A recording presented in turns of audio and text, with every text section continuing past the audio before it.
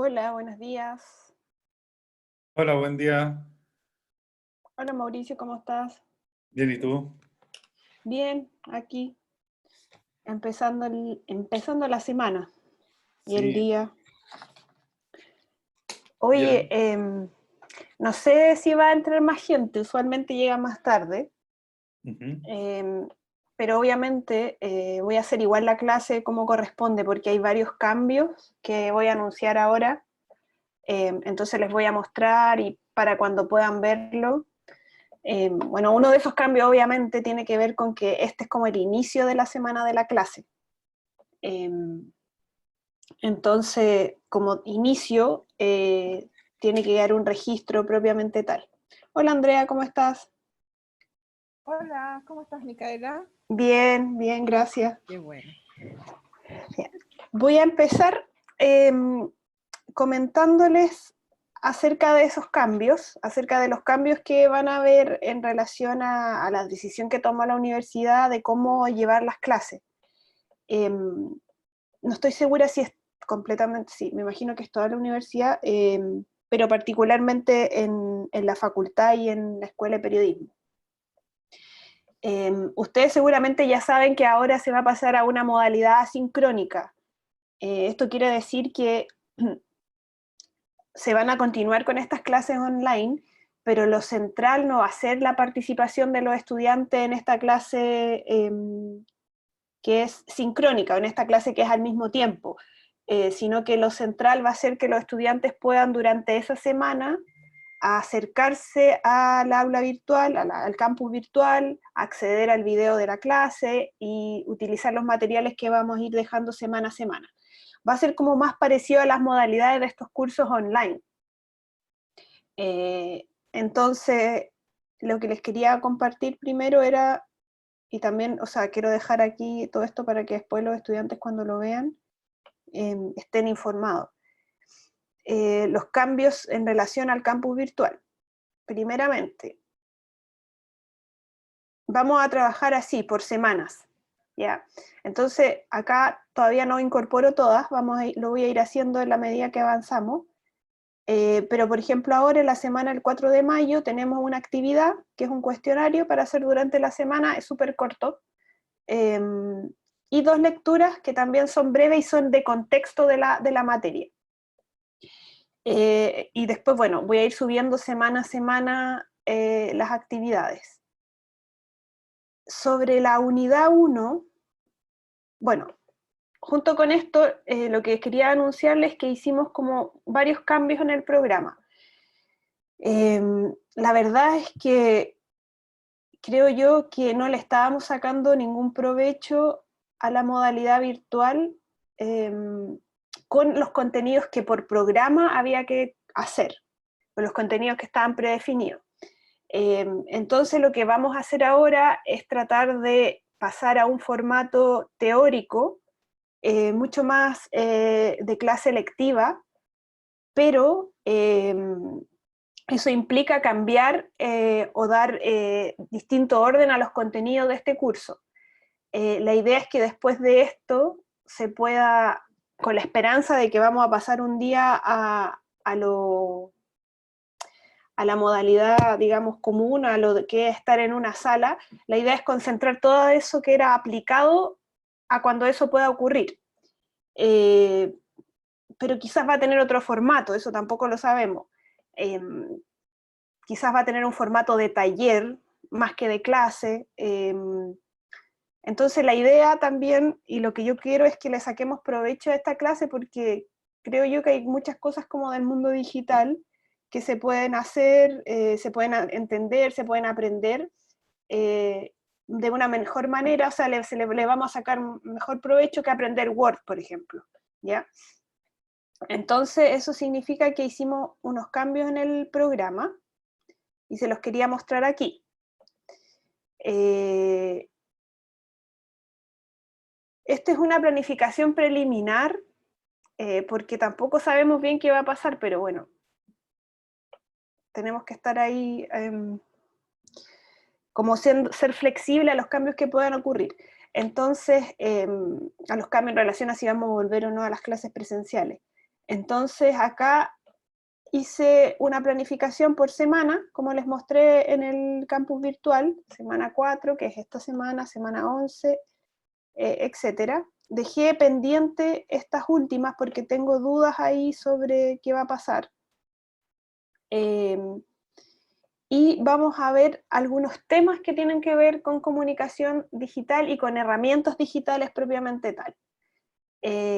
Y las actividades que van a tener que hacer durante la semana van a ser mayoritariamente responder un quiz de esos breves que yo les subía, y lecturas. También son lecturas, van en un orden de lecturas que son de contexto y de lecturas introductorias a algunos conceptos, y probablemente para hoy haya una tarea en algún foro, o sea, no una tarea, pero que puedan participar. Un ejercicio. Entonces aquí esto se los voy a dejar subido y ustedes lo pueden ver. Y sobre las evaluaciones. Como nosotros ya habíamos partido con esta unidad del programa original, vamos a hacer un cierre de esa unidad a través de una evaluación. La evaluación es otra cosa importante que cambió y que es bueno que lo sepan. La evaluación ahora va a durar 2 semanas, en el sentido de, se las voy a dar, por ejemplo, hoy, las subo a la página, y tienen hasta el 18 de mayo para entregarla. Esto también es parte de la nueva forma de hacer las clases, de esta modalidad asincrónica, porque hoy día parte, digamos, hoy día empieza la clase, no es solamente la clase esta videoconferencia. Entonces voy a subir, cuando termine esta clase, la evaluación, que va a ser en lo que hemos visto de Word, básicamente, con las instrucciones de qué debe tener el documento que deben presentar. Va a ser aplicar formato A. Vamos a sumar a esa evaluación algunas décimas acumulativas que hemos ido teniendo en relación a las actividades que ustedes han hecho en la página. Los que no han hecho eso, les doy la oportunidad que lo puedan hacer para sumar esas décimas.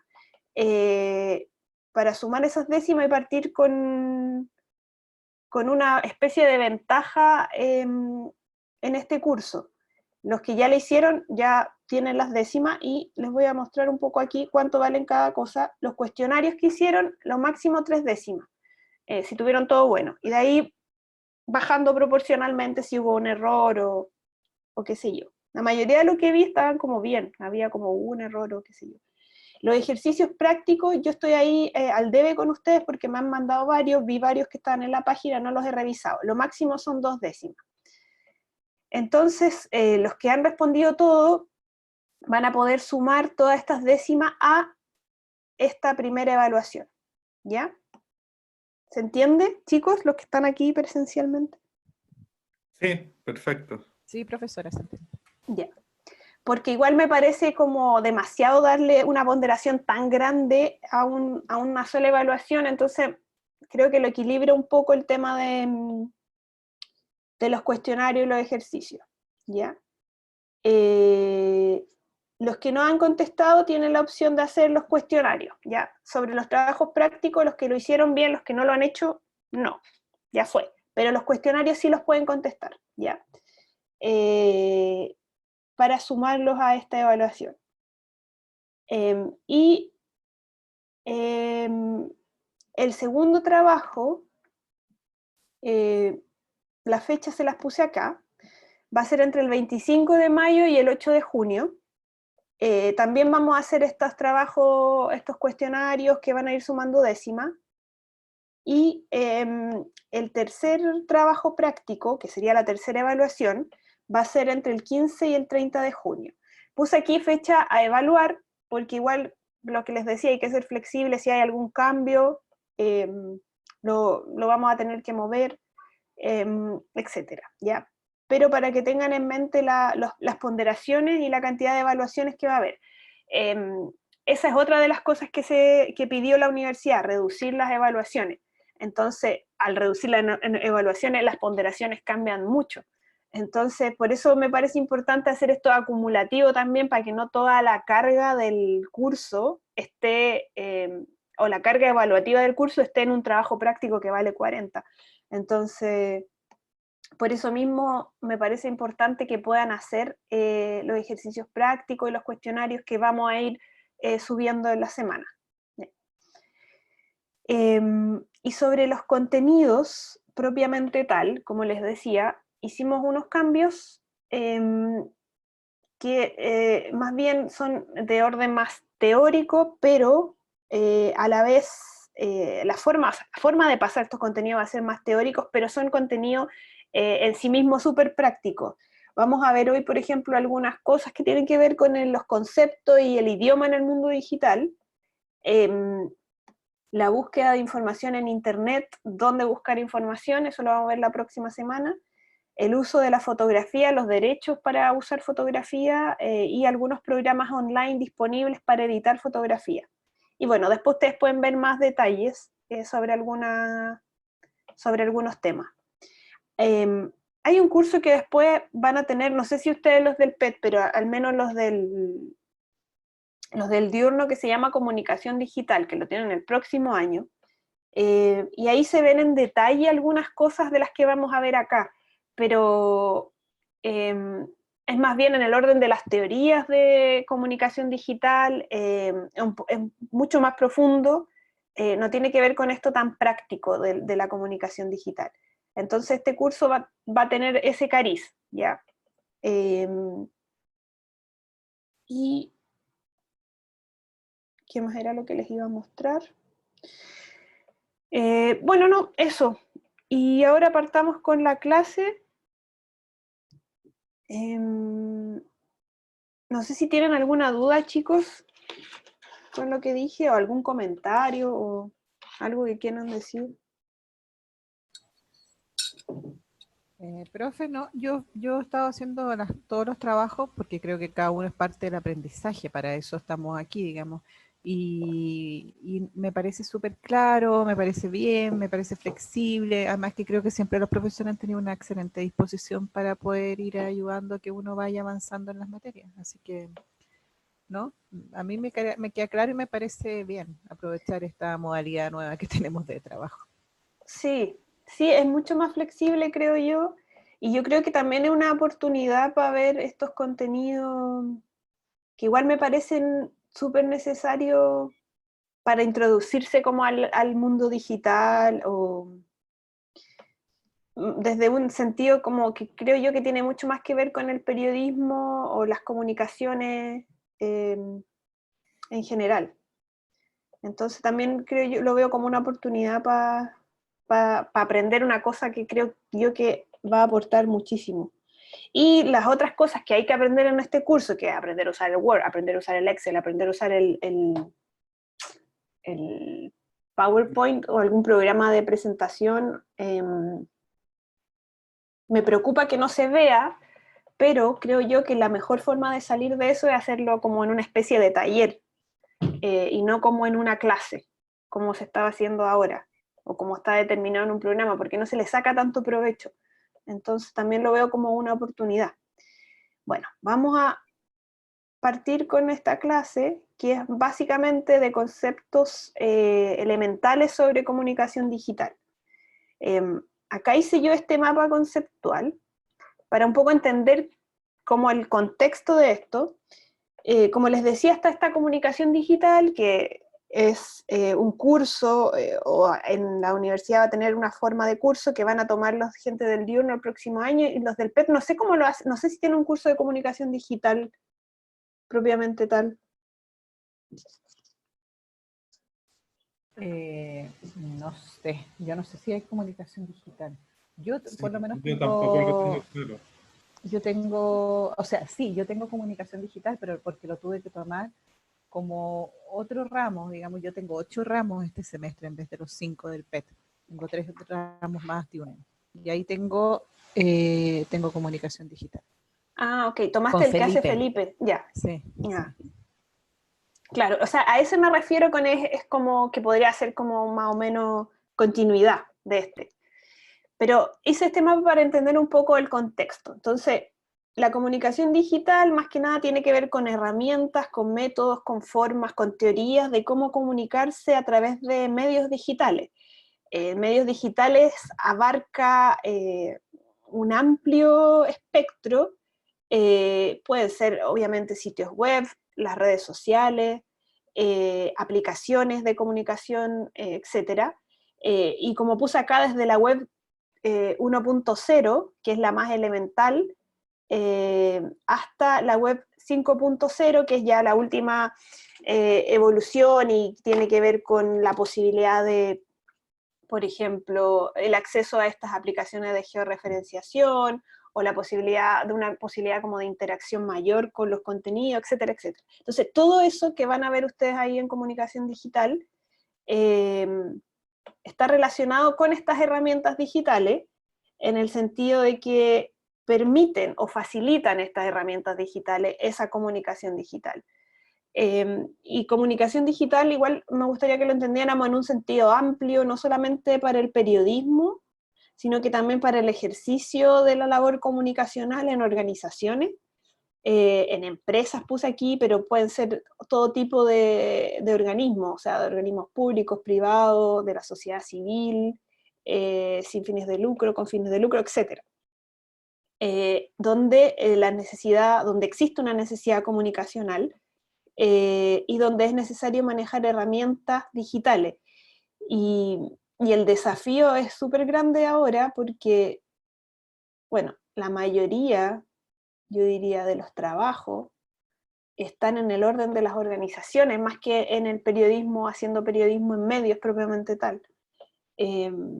Entonces, hay que mantenerse actualizado en relación a cuáles son esas herramientas que me van a servir para desarrollar ese trabajo, cuáles son esos recursos tecnológicos que van saliendo y que avanzan súper rápido y que uno tiene que estar ahí constantemente aprendiendo para estar como enganchado y al día en el fondo con la comunicación digital, ¿ya?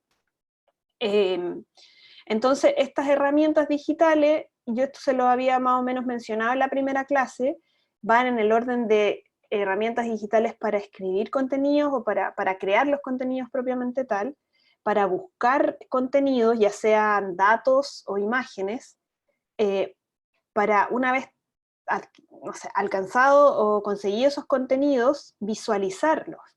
Y acá hay un montón de herramientas, de programas online, que me gustaría que conociéramos, pero también me gustaría también ver algunas nociones básicas de diseño gráfico que son importantes para entender cómo visualizar mejor, y cómo visualizar información con un sentido informativo, ¿ya? Porque al final de eso se trata un poco la visualización, como de darle a esos datos un orden, una jerarquización que facilite la comprensión de esa información. Hay herramientas también para hacer análisis de los datos, esto es más en el orden del periodismo de datos, herramientas como el Excel, por ejemplo, sirven para analizar una gran cantidad de información y los periodistas la están usando.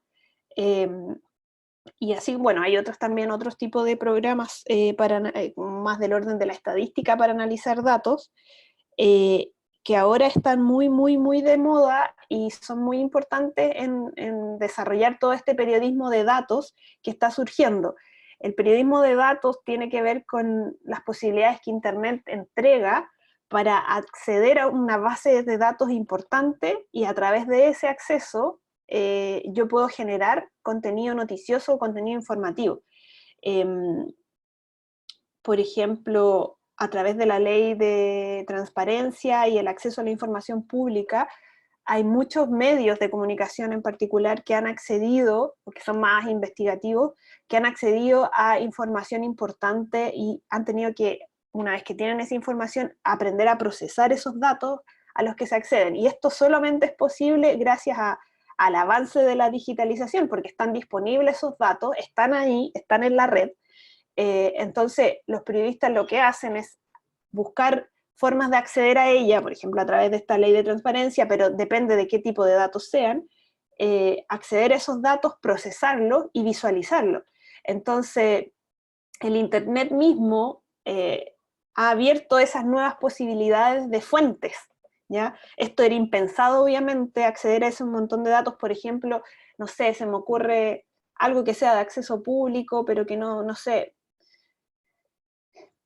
por ejemplo, la cantidad de denuncias en el Consejo Nacional de Televisión, estoy inventando, sobre temas de género.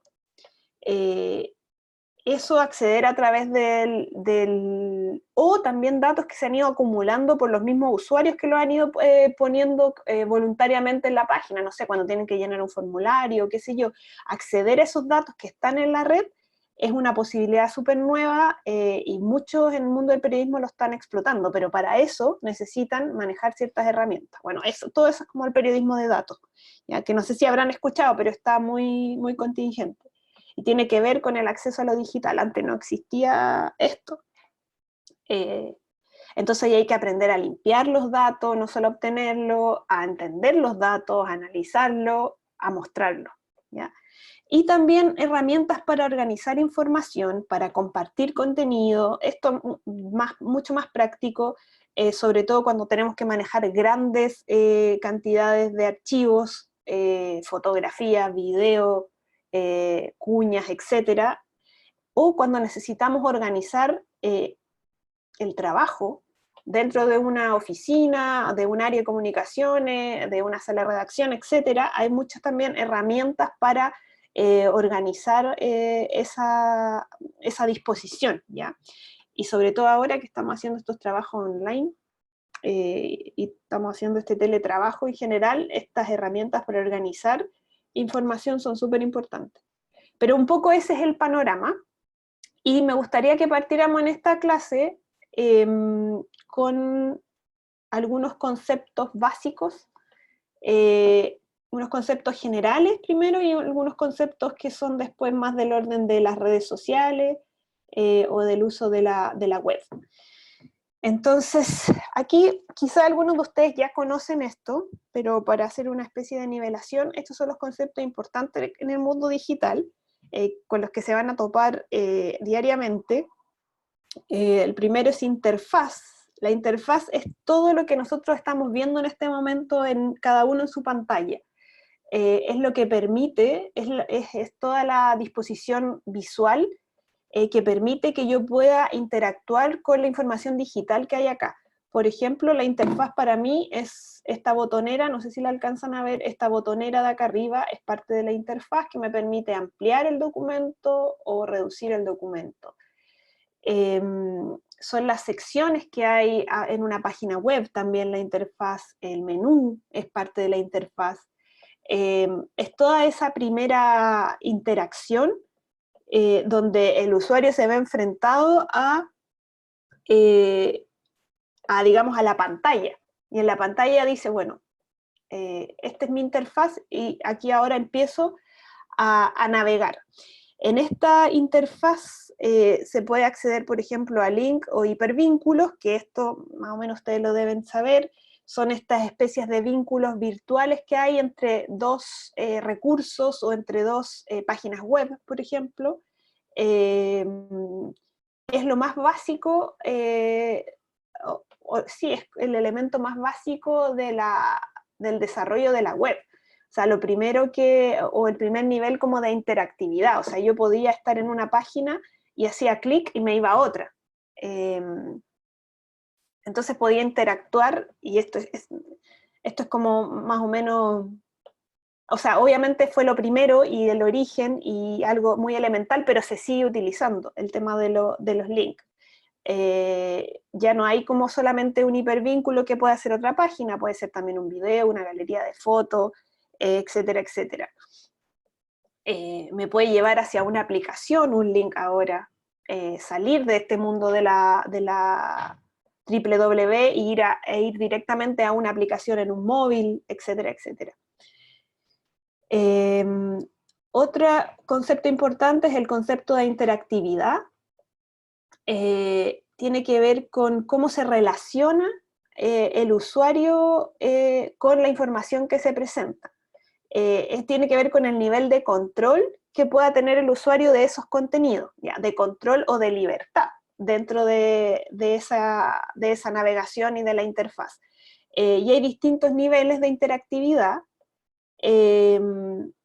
Por ejemplo, en lo que tiene que ver con la web 2.0, que es como algo con lo que estamos más familiarizados, por ejemplo, permitió la posibilidad de chatear, o la posibilidad de yo enviar contenido y tener un feedback de ese contenido. Eso habla de un tipo de interactividad que es distinta, por ejemplo, a la de una interactividad que me entrega una aplicación como Uber, ¿ya? Por ejemplo, donde yo interactúo de otra manera. De partida la aplicación me geolocaliza en un lugar, en un territorio.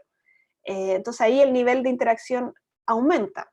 Ellos saben dónde yo estoy, me van a buscar a ese lugar, ¿ya? Me van a buscar a ese, o sea, saben, tienen acceso a mi ubicación, me van a dejar a otro lugar.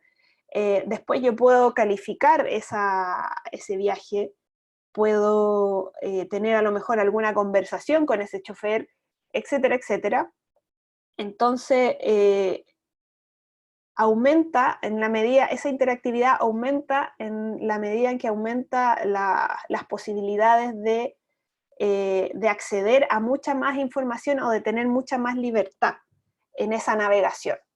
En la misma aplicación, por ejemplo, yo puedo ver qué otros móviles están disponibles, qué otros autos están disponibles cerca, etcétera, etcétera. Entonces, la direccionalidad de la información va en aumento, en la medida en que va en aumento la libertad del usuario de elegir la información que quiere ver o el servicio del que quiere disponer, etc.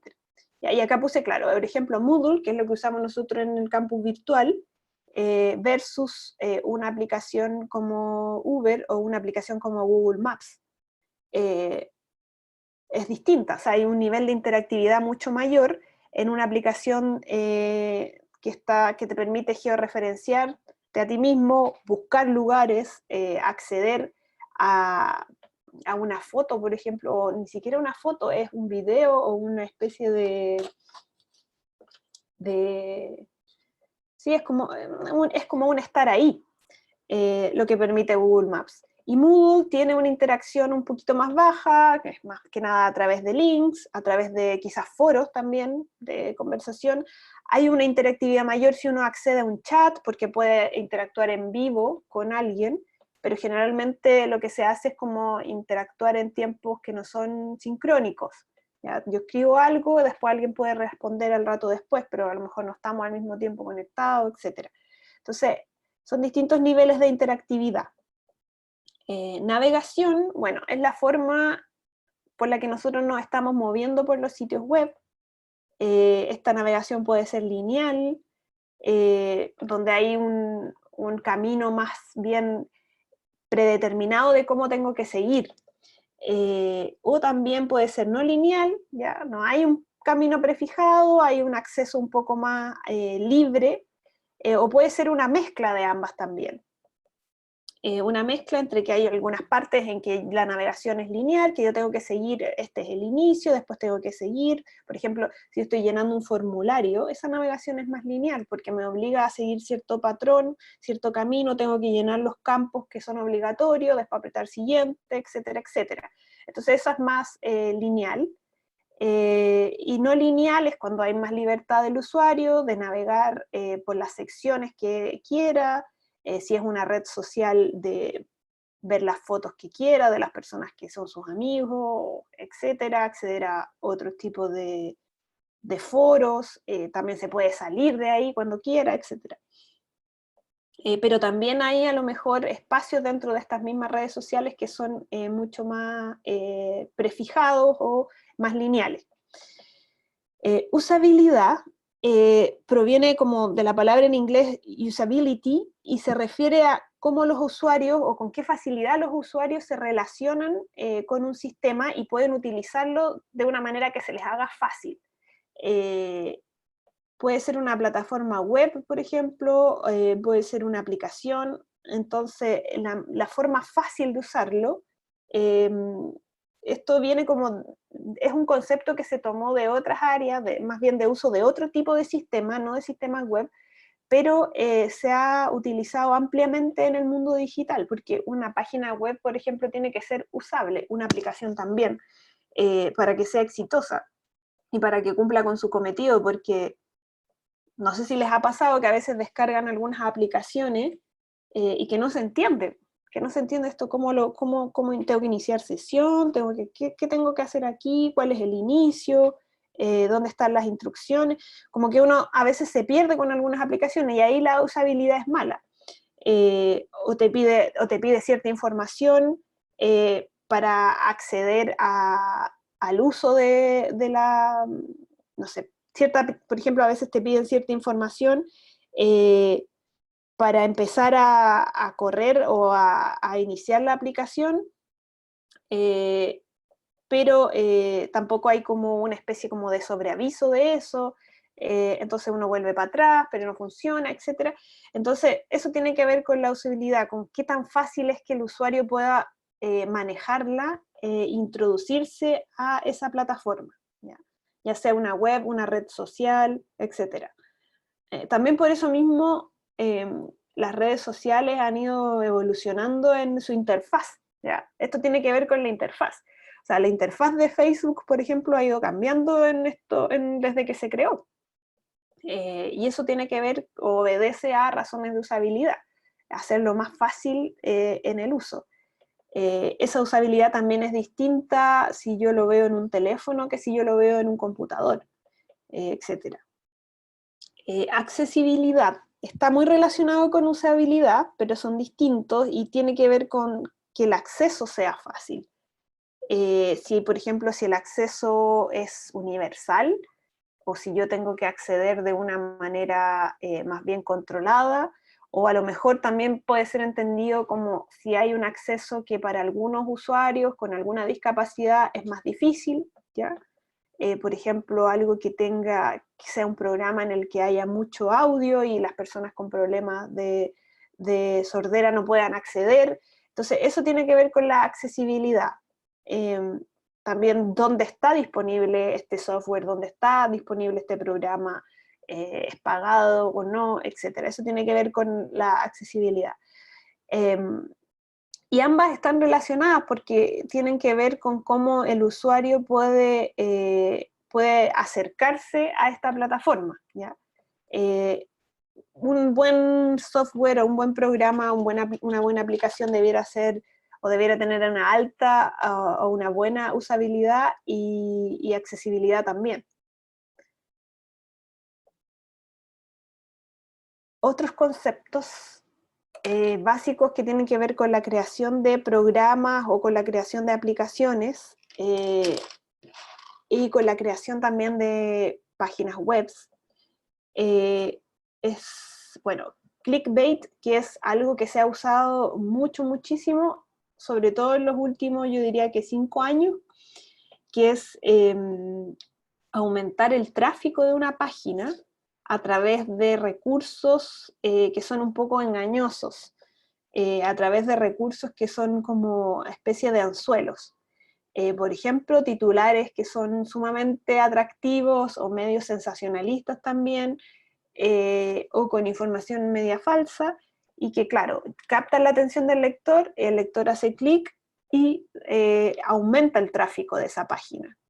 Eso se hace mucho, obviamente tiene que ver ahí una lógica de vender, de la sustentabilidad de la misma web o del mismo medio. Si es un negocio, obviamente tiene esta lógica de aumentar el tráfico para aumentar las ventas o la exposición de los usuarios a ciertos productos que ofrecen. Si es un medio, necesitan aumentar el tráfico para vender publicidad, por ejemplo, etcétera, etcétera. Esto lo usan varios, no sé si yo he visto mucho que lo hacen hace tiempo ya, en El Ciudadano, no sé si conocen esa página. Y bueno, tiene sus pros y sus contras, porque creo yo que abusar de este recurso cansa al usuario, porque el usuario igual se da cuenta, si es que no satisface su curiosidad, y se da cuenta que la información que está ahí es mala, deficiente o qué sé yo, o falsa, obviamente eso va cansando, pues ya después uno no cae tanto en esto. Pero es una técnica que se usa para aumentar las visitas, el tráfico en general. Algoritmo. Eso también es algo que está ultra de moda y que seguro ustedes han escuchado, porque se habla del algoritmo en Facebook, sobre todo con lo que pasó con con Cambridge Analytica, no sé si lo recuerdan, cuando se hizo este uso de información de ciertos usuarios de Facebook en Estados Unidos, y esa información, que era información confidencial, fue utilizada con fines de persuasión, de convencimiento, con fines electorales, y habría sido algo súper gatillante del triunfo de Donald Trump. Igual fue súper cuestionado todo eso en términos éticos, porque se accedió a información, el usuario entregó información sin saber que esa información iba a ser utilizada con esos fines, además esa información se utilizó para promover, para manipular en cierta medida a estos mismos usuarios, presentándoles noticias, informaciones que a ellos les iban a hacer sentido, que lo sabían, los conocían. Entonces eso habría sido lo que en el fondo impulsó un voto a favor de Trump. Y aquí el algoritmo fue algo relevante, porque el algoritmo es la forma en que esa información es como el comando, o lo que dice, bueno, a este usuario muéstrale esta información. En términos bien brutos, es un conjunto de instrucciones, o una secuencia de instrucciones, una secuencia de pasos. Y esas secuencias de pasos dan un resultado o solucionan un problema. Por ejemplo, una suma, 4 más 2 igual 6, eso es un algoritmo, 4 más 2. Y el resultado es 6. Yo ya sé de antemano que si yo ordeno este conjunto de datos con la instrucción de sumarse, de ser una suma, el resultado va a ser 6.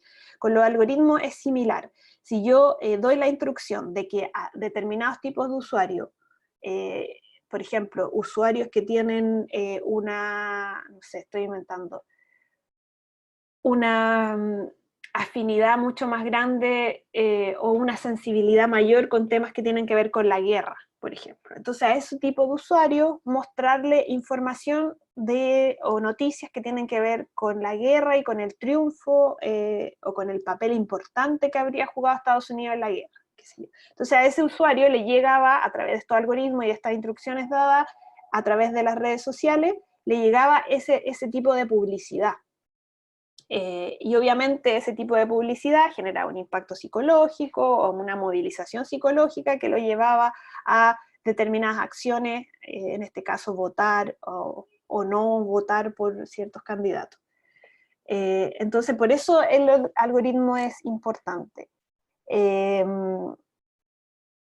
Ya. Entonces claro, acá como expliqué, tienen ya, estas páginas, las páginas web, las redes sociales tienen un algoritmo específico que está basado en lo que ciertas empresas estiman que el usuario tiene que ver.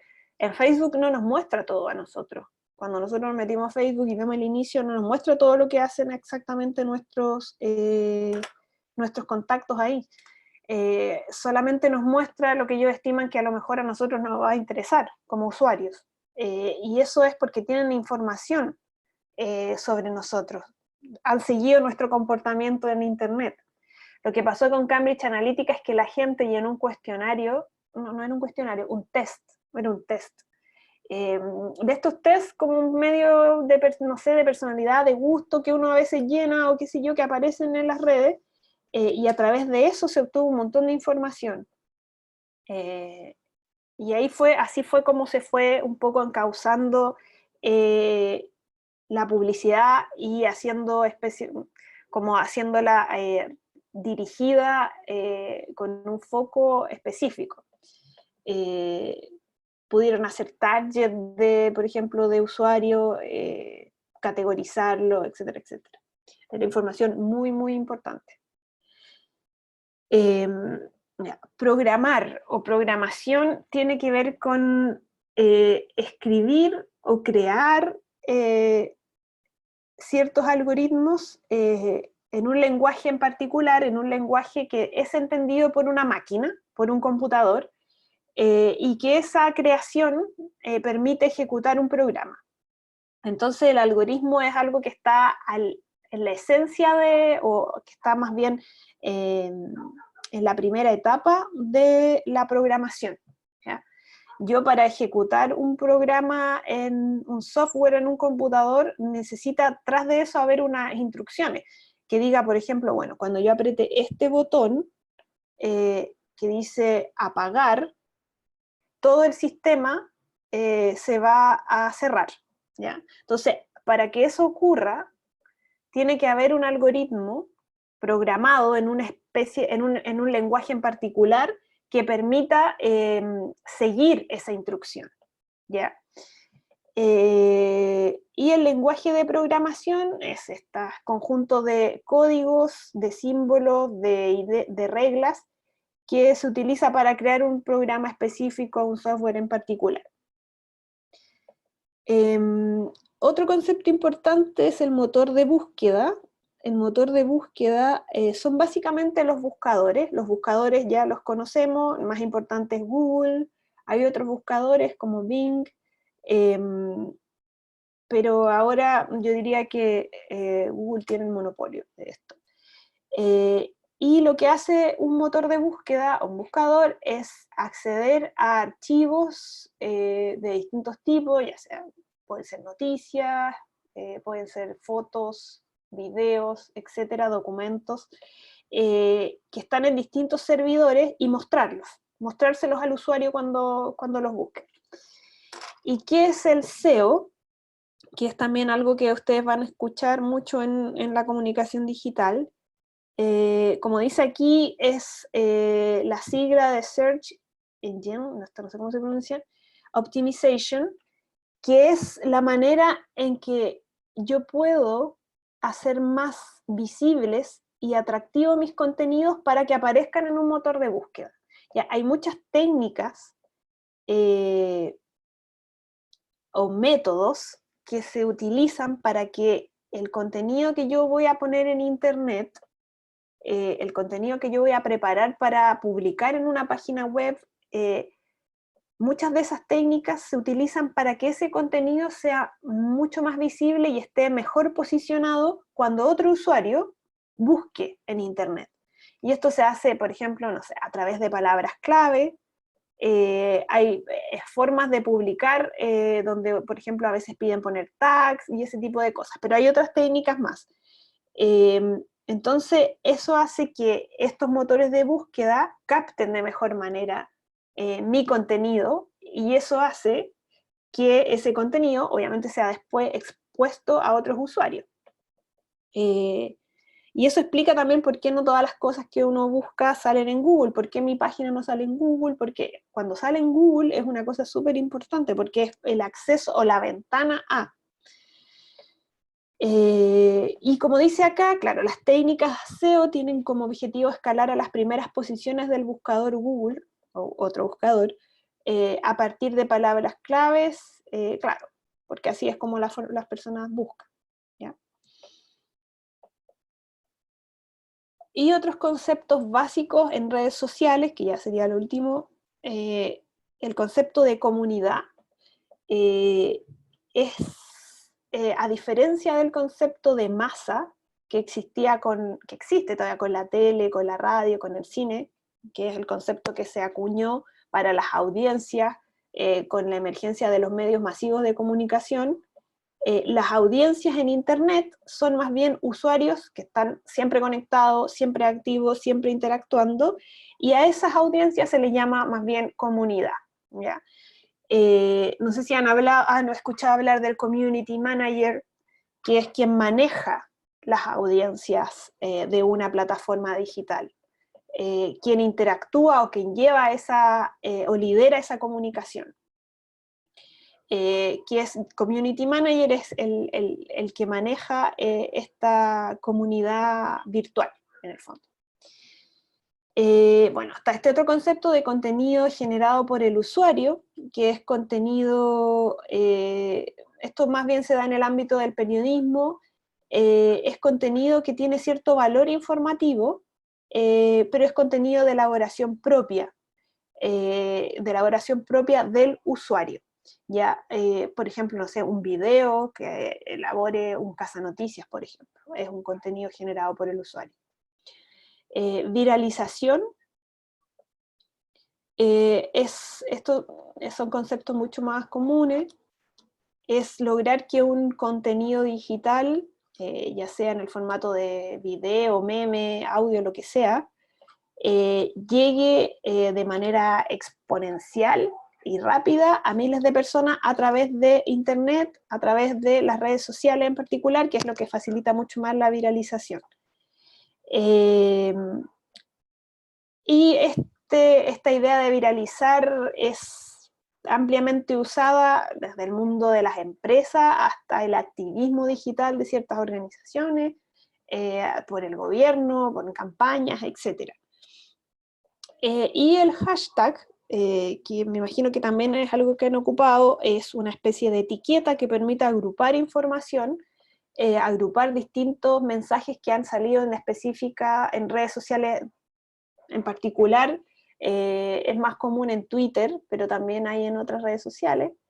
Y la idea de esto es que es como una agrupación temática sobre ciertos temas que se están discutiendo y que están más o menos contingentes y qué sé yo. Y lo que hace es facilitar a nosotros la búsqueda de cierta información, si quiero saber la opinión de la gente sobre un tema en particular, un hashtag me puede ayudar a concentrar esa opinión, a concentrar toda esa información, porque con esa etiqueta yo la puedo agrupar. Entonces, mira, utilizando esa etiqueta, buscando con esa etiqueta, puedo entender o puedo conocer todo ese cuerpo de opiniones que se han generado en relación a un tema en particular.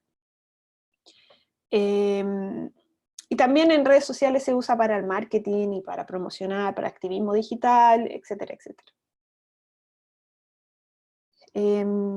Ya. Entonces, ay no, ¿cómo voy? No sé si tienen alguna duda con respecto de esto. Hasta el momento voy bien.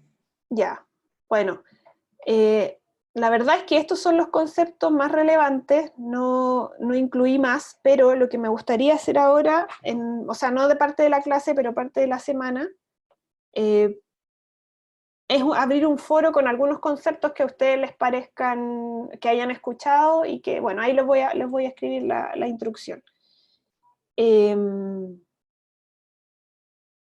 Pero eso, y de eso más o menos es lo que se trata la clase de hoy. No sé si tienen alguna duda. Yo no, Micaela. Solo hay que familiarizarse con algunos conceptos y claro, entender como un poco la lógica de la programación y eso que son tal vez cosas más ajenas a lo que uno siempre ha hecho.